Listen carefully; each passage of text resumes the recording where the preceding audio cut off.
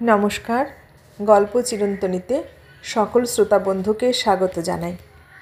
আজ শুনবেন একটি ছোট গল্প। গল্পের নাম রসাভাস। লিখেছেন নরেন্দ্রনাথ মিত্র। মুকুন্দ বহুক্ষণ ধরেই ওদের অনুসরণ করছিল। বলতে গেলে শিয়ালদার সেই একেবারে সাউথ স্টেশন থেকেই সে ওদের পিছু নিয়েছে। 5-6 জন আধবয়সী নিম্ন শ্রেণীর মেয়ে মানুষ আর তাদের সঙ্গে 17-18 বছরের ওই মেয়েটি। ওর গায়ের রং সঙ্গিনীদের মতো কালো হলেও চোখ নাক এত টানা টানা আর মুখের ডৌলটি এমন সুশ্রী যে মুকুন্দের মনে হলো বহুকাল সে এমন সুন্দরী মেয়ে দেখেনি। ভাবলে অবাক হতে হয় যে এই নিম্ন শ্রেণীর মধ্যে এমন একটি সুশ্রী মেয়ে কোত্থেকে এসে জুটল। গেট দিয়ে যখন ওরা বেরোয় তখনই ওদের চোখ মুখের সতর্ক শঙ্কিত ভঙ্গি দেখে মুকুন্দ বুঝতে পেরেছে যে সে যাদের খুঁজছে তারা এই। কিন্তু সেদিন এমনই একটি মেয়ে মানুষের হাতে নাকাল হতে হয়েছিল বলে কেবল সন্দেহ মাত্রেই আজ আর বেশি দূর অগ্রসর হতে ভরসা হয়নি। আজ হাতে হাতে ধরতে হবে। সার্কুলার রোড পার হয়ে ক্রমশ দলটি 3-4 ভাগে ভাগ হয়ে গেল। কতক ঢুকলো ডিকসন লেনে, কতক সার্পেন্টাইন লেনে, আর সেই অল্পবয়সী মেয়েটি আধা বয়সী স্ত্রীলোকটির সঙ্গে চলতে লাগলো সোজা উত্তর দিকে। মুকুন্দ আর সবাইকে ছেড়ে দিয়ে ওদেরই পিছু নিল। গোয়েন্দা যে পিছনে লেগেছে তা পদ্মমণিও বুঝতে পেরেছে। কিন্তু মুখ পোড়া এমন পিছনে পিছনে ঘুরছে কেন? সামনে এসে বলুক না কি চায়, তারপর সিকিটা আধুলিটা নিয়ে নিষ্কৃতি দিক। তা তো নয়, হতভাগা কেবল দূর থেকে তাদের দিকে চোখ রাখছে আর শহরময় পিছু পিছু ঘুরে বেড়াচ্ছে। সোহাগী একসময় পদ্মমণির একেবারে গা ঘেঁষে দাঁড়ালো। তারপর কানের কাছে মুখ নিয়ে ফিসফিস করে বলল, লোকটা কিছুতেই যে পিছু ছাড়ছে না মাসি, আমার ভয় করছে। পদ্মমণি ধমকের সুরে বলল, দেখ অমন আহ্লাদে আহ্লাদে কথা আমার সয় না। ভয় যদি করে তো এসেছিস কেন? আমি তো তখনই বলেছিলাম ভয় বিপদ যথেষ্ট আছে, কিন্তু তখন তো বাধা মানলি না। এখন বোঝ মজা। পা চালিয়ে আয় আমার সঙ্গে। ওর চোখে ধুলো দিয়ে গলিটার মধ্যে ঢুকে পড়তে হবে। কতক্ষণ আর ঘুরবে পিছন পিছন? ওর মুরদ বোঝা গেছে।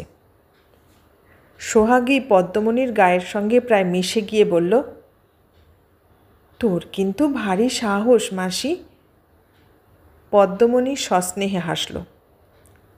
2-4 দিন ঘোর আমার সঙ্গে, সাহস তোরও হবে। পদ্মমণি জেনেছে সাহস ক্রমশ এইভাবেই মানুষের হয়। বছরখানেক বছর দেড়েক আগে পদ্ম ওই সোহাগীর মতোই ভীতু ছিল। শহরের কথা শুনতে থরথর করে বুক কাঁপত।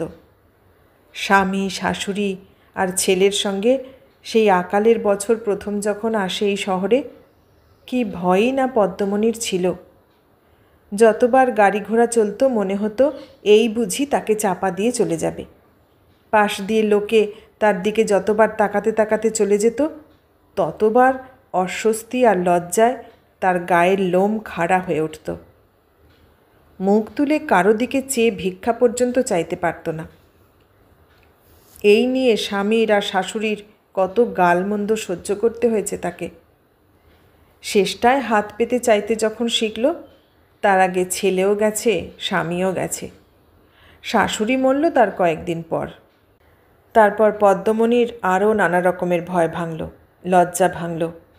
ভাবল এ মুখ দেখাবে কি করে। শেষ পর্যন্ত দেখল কিছুতেই কিছু হয় না, সব সয়ে যায়। কে কাকে মুখ তুলে খোঁটা দিতে আসবে? প্রত্যেকের মুখেই তো কালি। সবাই জানে সবারই হাঁড়ির খবর। পদ্মমণি ভেবেছিল সবই যখন গেল তখন আর সংসারে কোনো দরকারও নেই, কোনো আশাও নেই, বাসনাও নেই। কোনো দিন এক সন্ধ্যা জোটে তো রাঁধবে, না জোটে তো উপোস করবে। কিন্তু মাস কয়েক পরে একদিন পাড়ায় কুমুদিনী বলল, বউ, যারা গেছে তারা তো গেছেই, কেঁদে কেটে তো আর তাদের ফিরে পাবি নে। কিন্তু টাকা যদি রোজগার করতে চাস তো আমি করিয়ে দিতে পারি। পদ্মমণি বলল, থু থু, ঝাঁটা মারি অমন টাকার মুখে। কুমুদিনী তার দিকে চেয়ে হাসল। আরে দূর, তুই যা ভেবেছিস তা নয়। পাড়া সম্পর্কে তুই আমার ছোট ভাইয়ের বউ, তোকে কি অমন কথা বলতে পারি? তা নয়, পয়সা রোজগারের আরও পথ আছে। শহরে গিয়ে গোপনে চাল বিক্রি করতে পারবি আমার সঙ্গে? পদ্মমণি অবাক হয়ে বলল, চাল? চাল কোথায় পাব? কুমুদিনী বলল, ফিকির ফন্দি তোকে আমি সব বলে দেব, শুরুতে কেবল গোটা কয়েক টাকা দরকার। ফিকির ফন্দি শিখে নিতে পদ্মমণির দেরি লাগেনি। গ্রামান্তর থেকে তাদের মতোই গেরস্থ ঘরের বৌঝিদের কাছ থেকে সস্তায় ভালো চাল কিনে শহরের বৌঝিদের কাছে গিয়ে বিক্রি করে আসতে হয়। কোনো কোনো সময় দ্বিগুণ তিনগুণ লাভ থাকে। যাতায়াতে রেল ভাড়া লাগে আনা ছয়েক।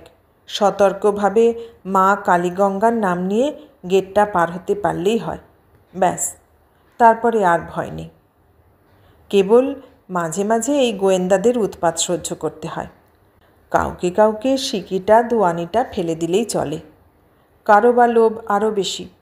তাদের হাতে ধরা পড়লে একদিন 3 দিনের লাভ পর্যন্ত রেখে যেতে হয়। কিন্তু এই বছর খানেকের মধ্যে সময় কি অদ্ভুতভাবেই না বদলেছে। ভিক্ষা চাইতে গেলে শহরের যেসব বাড়ি থেকে দূর দূর করে তাড়িয়ে দিয়েছে, সেসব বাড়িতে কর্তাগিন্নির কাছে পদ্মমণির এখন কত আদর। বাড়ির মধ্যে ডেকে নিয়ে এসো বাছা, বসো বাছা বলে কত যত্ন। কেউ কেউ নালিশ করে বলেন, থেকে এক পোড়া কপালে কন্ট্রোল এসেছে, চালের মধ্যে কেবল পাথরের কুচি। বলো তো বাছা, ওই চাল কি মানুষের গলা দিয়ে গলে? তোমরা আছো তাই রক্ষা। কিন্তু মা, অমন 5-10 সেরে আমার সংসারে কি হবে? মাসে 3-4 মণের দরকার যে। কেউ কেউ দরাদরি করে, আবার ভয়ও দেখায়। জানো, বেআইনিভাবে চাল বেচতে এসেছ, যে কোনো মুহূর্তে পুলিশে ধরিয়ে দিতে পারি।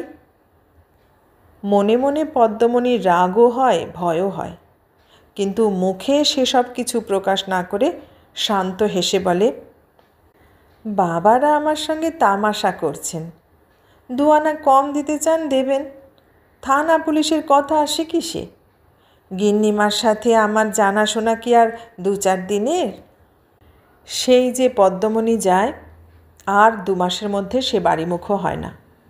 খবরের পরে গিন্নির কাছে থেকে গোপনে আগামী টাকা নিয়ে তবে আবার সে বাড়িতে চাল জোগান আরম্ভ করে। বিক্রি বাটার হিসাব করে পদ্মমণির দিন বেশ কাটছিল। সেদিন সোহাগীর স্বামী এসে তাকে রেখে গেল।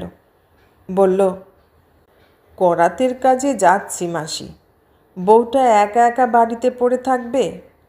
একজনে এক কথা বললে তোমারও তো বাঁচবে, 3 কুলে তো আর কেউ নেই। বেশি দিন বিদেশে থাকবো না, যতদিন থাকি খরচ পাঠাবো মাসে মাসে। পদ্মমণি বলল, কথা শোনো জামাইয়ের, খরচের জন্য কি এসে যাচ্ছে? কিন্তু আমি তো শোক তাপের মানুষ, চাল নেই, চুলো নেই, পাগলের মতো যেখানে সেখানে ঘুরে বেড়াই, এই সমস্ত মেয়ের ভার আমি কি করে নিই বাবা? অনন্ত বলল, তোমার কাছে থাকলেই আমি নিশ্চিন্ত থাকবো মাসি। কিন্তু সেই থেকে মেয়ে বায়না ধরেছে শহর দেখতে যাবে। কিছুতেই মোটে বোঝ মানে না, অলক্ষী মেয়ে। পদ্মমণি ধমক দিয়ে বলেছিল, আমি কি বেড়াতে যাচ্ছি নাকি শহরে? সং দেখতে যাচ্ছি যে তুই যাবি আমার সঙ্গে?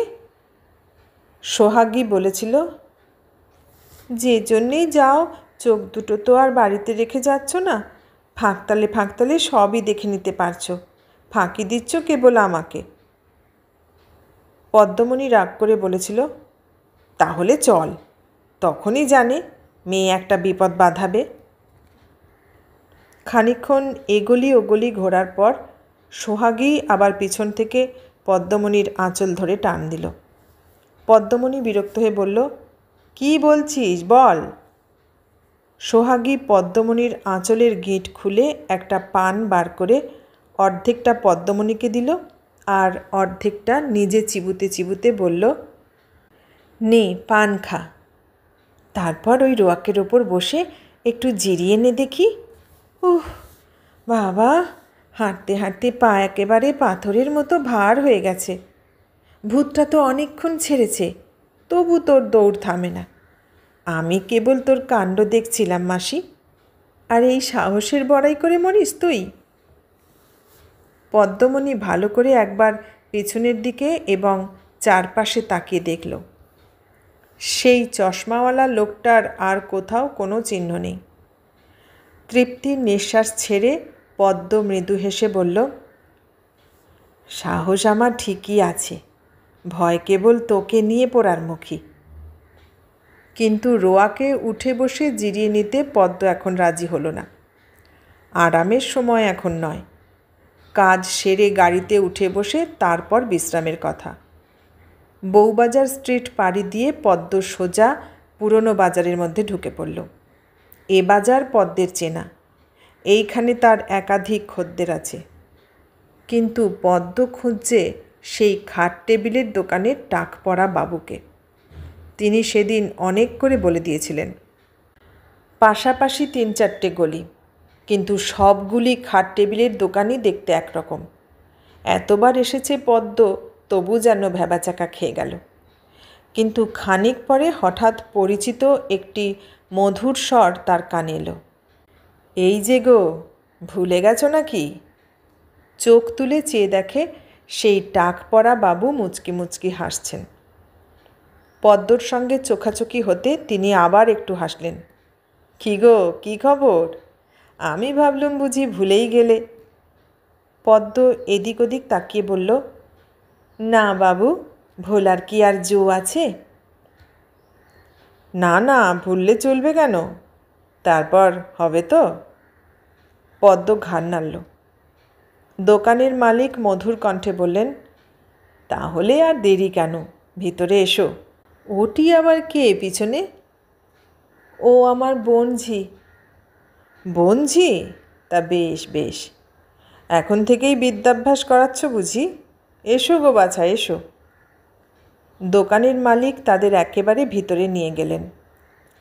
সোহাগী সমস্ত ভুলে একটা গ্লাসওয়ালা আলমারির দিকে তাকিয়ে সবিস্ময়ে নিজের প্রতিবিম্ব দেখতে লাগল। হঠাৎ কার রূঢ় তীক্ষ্ণ কণ্ঠে সোহাগী চমকে উঠে দোরের দিকে তাকালো। সেই লোকটি, সেই চশমা, নাকের নিচে সেই সরু এক চিলতে গোঁফ, সেই লোক। আপাদমস্তক সোহাগীর থরথর করে কেঁপে উঠল। ভূত তাহলে ছাড়েনি, এতক্ষণ কেবল আড়ালে আড়ালে ছিল।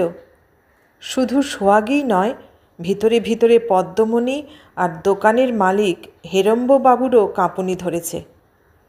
তবু হেরম্ববাবু একটু কেশে এবং ঠোঁটের ওপর একটু হাসি টেনে এনে বললেন, আসুন স্যার, কোনো ফার্নিচার চাই নাকি আপনার? মুকুন্দ বলল, কি চাই সে তো আপনি বেশ ভালোই বুঝতে পারছেন, কিন্তু এ তো ভালো কথা নয়। আপনারা ভদ্রলোক হয়ে যদি এসব ব্ল্যাক মার্কেটিংয়ের প্রশ্রয় দেন। হেরম্ববাবু বললেন, না না না, কী যে বলেন স্যার। মুকুন্দ আঙুল দিয়ে ছোট বড় চালের পুঁটলিগুলি দেখিয়ে দিয়ে বলল, বটে, কী যে বলি। এসব কি জানেন? সবাইকে শুদ্ধ আমি পুলিশে হ্যান্ডওভার করতে পারি। হেরম্ববাবু বললেন, তা তো পারেনি স্যার, হে হে হে। তারপর পালিশওয়ালার দিকে তাকিয়ে বললেন, মদন, কি দেখছো তুমি দাঁড়িয়ে দাঁড়িয়ে? কোনো আক্কেল বুদ্ধি যদি থাকে, যাও বাবুর জন্য সামনের মোড়ের দোকান থেকে মিঠে পান নিয়ে এসো। মুকুন্দ বাধা দিয়ে বলল, পান আমি খাইনি। ওহো, পান ইনি খান না, দরকার নেই পানে, ভালো দেখে সিগারেট নিয়ে এসো 1 প্যাকেট। মুকুন্দ আবার বাধা দিল, কেন ব্যস্ত হচ্ছেন? সিগারেটে আমার দরকার নেই। খান না স্যার? মুকুন্দ চড়া মেজাজে বলল, হুম, বলছি যে না, তবু। হেরম্ববাবু বললেন, তাহলে যা, তুমি বরং এক কাপ চাই নিয়ে এসো মদন, দেখে শুনে আনবে, কাপটা যেন গরম জলে ধুয়ে নেয় আগে। মুকুন্দ অপাঙ্গে একবার সোহাগীর দিকে তাকালো, আর একবার আলমারির গ্লাসে প্রতিফলিত তার প্রতিবিম্বের দিকে। সিঁথিতে সিঁদুর, কপালে ফোঁটা, দুই ঠোঁট পানের রসে লাল টুকটুক করছে। কি চমৎকার ওর মুখের ডৌলটি! মুকুন্দ যেন পলক ফেলতে ভুলে গেল। সবাই তার দিকে তাকিয়ে আছে দেখে মুকুন্দ আবার ধমকে উঠল, মাগে কি কম শয়তান! সারাটা দিন আমাকে পিছনে পিছনে ঘুরিয়ে মেরেছে, এখন এখন কোথায় যাবে? কি আশ্চর্য! এই আধমন চাল কি করে কাপড়ের তলায় করে লুকিয়ে আনতে পারলো তাই ভাবি।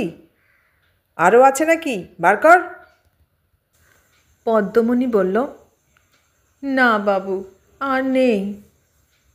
মুকুন্দ বলল, না নেই, খোঁচা দিলে আরও কন্যা আধমন খানেক বের হবে। হেরম্ববাবু বললেন, না স্যার, আর বোধহয় নেই। মুকুন্দ বললে, আপনি থামুন, সবাইকে চেনা গেছে, চোরের সাক্ষী গাঁট কাটা। তারপর সোহাগীর দিকে তাকিয়ে মুকুন্দ হঠাৎ ধমকে উঠল, কোমরের নিচে তোর আছে কমন? সোহাগী কি জবাব দিতে গেল, কিন্তু মুখ দিয়ে তার কথা বেরুল না।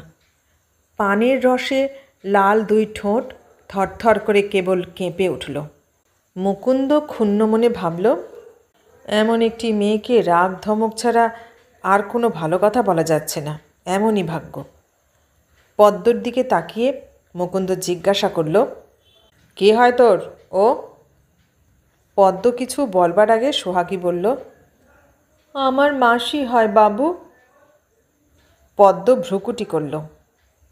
মুকুন্দ হাসি চেপে জিজ্ঞাসা করল, ও কিছু আনেনি, সত্যি বলছিস? হ্যাঁ বাবু, এই দোকানের বাবুকে জিজ্ঞেস করে দেখুন। হেরম্ববাবু বললেন, সত্যিই স্যার, ওকে কিছু আনতে দেখিনি। এই যে আপনার চা সিগারেট এসে গেছে। মুকুন্দ বলল, চা আপনি খান, যে সে দোকানের চা আমি খাইনি। হেরম্ববাবু এবার সিগারেটের বাক্সটা এগিয়ে দিলেন। ভিতরে 5 টাকার একখানি নোট। মুকুন্দ একবার দেখল কি দেখল না, নোটখানা পকেটে পুরে একটা সিগারেট ধরিয়ে উঠে দাঁড়ালো। তারপর হেরম্ববাবুর দিকে তাকিয়ে পিঠ চাপড়ে দেওয়ার ভঙ্গিতে বলল, প্রশ্রয় দেবেন না, আপনারা প্রশ্রয় দিয়ে দিয়েই তোদের বাড়িয়ে তুলেছেন। তারপর পদ্মমণি আর সোহাগীর দিকে তাকিয়ে মুকুন্দ বলল, এসব পোটলাপুটলি তুলে নে, থানায় যেতে হবে আমার সঙ্গে। পদ্মমণি কাতর দৃষ্টিতে একবার হেরম্ববাবুর দিকে তাকালো, তারপর মুকুন্দকে বলল, এবারের মতো ছেড়ে দিন বাবু। হেরম্ব প্রতিধ্বনি করে বললেন, হ্যাঁ স্যার, ছেড়েই দিন, গরিব মানুষ, পেটের দায়ে এসব ধরেছে আর কি। মুকুন্দ স্নিগ্ধ কণ্ঠে বলল, কর্তব্য বড় কঠোর মশাই। হেরম্ববাবু বললেন, তা তো বটেই, তা তো বটেই, তবে ছেড়ে দিলেও পারতেন, গরিব মানুষ। ছেড়েই তো দেব, তবে তার আগে সামান্য একটু দরকার আছে থানায়, সেটুকু সেরেই ছেড়ে দেব। দোকানের বাইরে এসে পদ্মমণি আর একবার কাতর অনুনয়ে বলল, কিছু জরিমানা নিয়ে আমাদের ছেড়ে দিন বাবু। মুকুন্দ ধমক দিয়ে বলল, চুপ, অত সহজ মনে করছিস বুঝি? সোজা থানায় যেতে হবে। 2-4 জন মজা দেখার জন্য পিছন পিছন যাচ্ছিল। মুকুন্দের কুটিল ভ্রুকুটি দেখে তারা নিবৃত্তি হয়ে সরে দাঁড়ালো।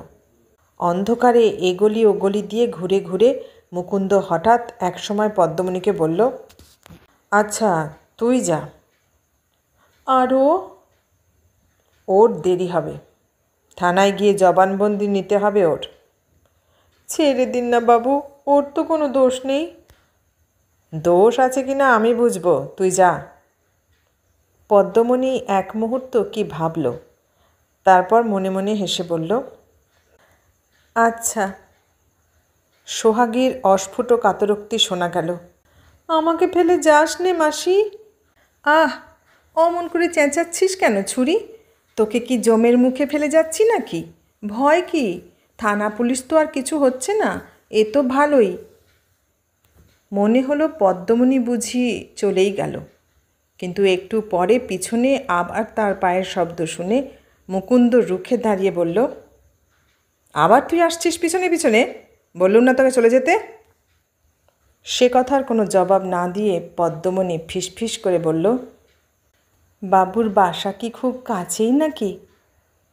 মুকুন্দ অন্ধকারের তীক্ষ্ণ দৃষ্টিতে তার দিকে তাকাবার চেষ্টা করে বলল, বাসা?